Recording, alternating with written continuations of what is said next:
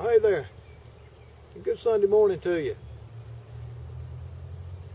Out here early this morning, I got a little fire going to start building up a bed of coals to do a little cooking. And welcome to another episode of Mess Kit Monday that'll be posted on Sunday, because tomorrow the weather is not going to be suitable to do this over an open fire. Stay with me and let's have something good for breakfast.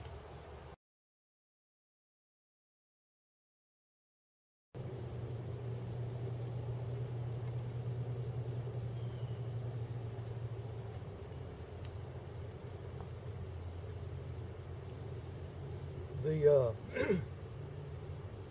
potatoes and onions are beginning to cook nicely. What I did before I put the potatoes and the onions in there, I put a dollop of some of that, some of the renderings that came off of the hog jowl that we did the other day. Stainless steel is notorious about things sticking when you're trying to cook in them.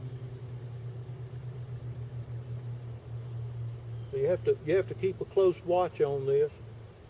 Be sure to keep stirring it around, and I'm using that little spatula that I whittled out of sparkleberry. Someone asked how it was holding up, and I'm quite pleased with it.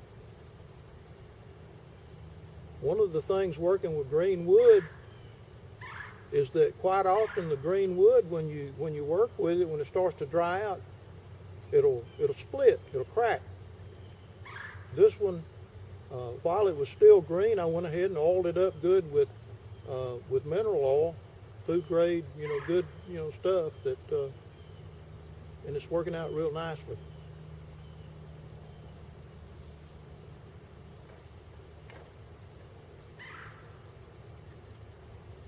There's something about the smell of onions when they're cooking,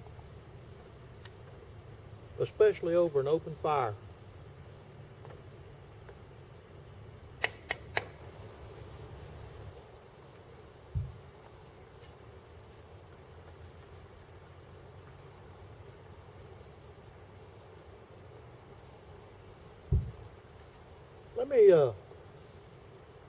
Let me express an opinion.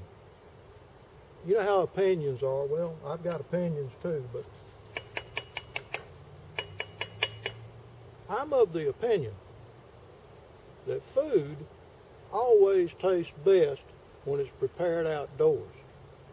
And I'm also of the opinion that when food is prepared properly outdoors, there's nothing can beat it.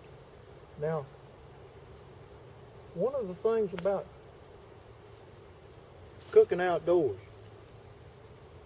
doing something like this, is that it's a slow process. It takes a good bit of time to do this, or you can burn it in a hurry. But take your time and go slow. Watch the heat. If you need a little more heat under your skillet, don't add sticks. Just blow on the coals a little bit. Add a few more coals and adjust your temperature that way. Let's see what it's like.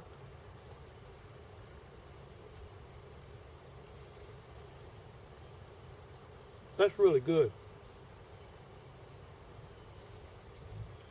I'm going to put the lid on this, slide it back, just let it stay warm. And then I'm going to put the deer steaks on the grill.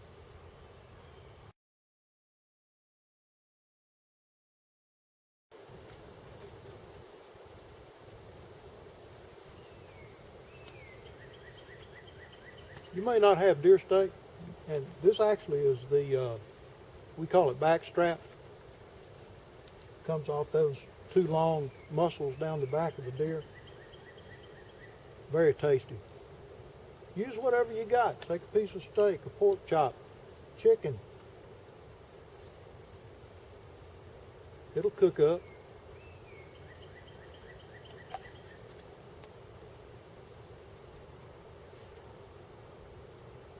Roll that over and get some even heat on it. Maybe I won't drop one of them down in the fire. It happens sometimes. Yeah, that's looking good. That's looking good.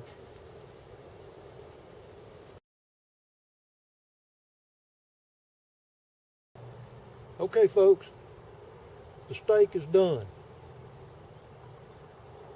I'm going to get it off the fire, put it in here.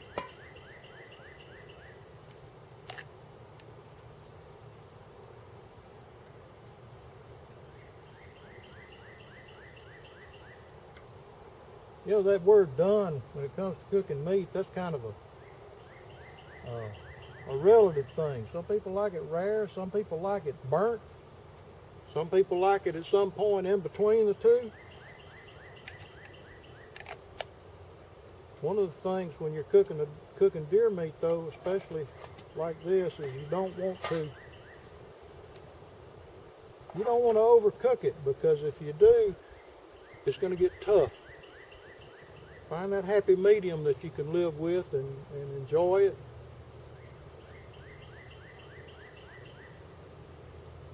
We appreciate you watching.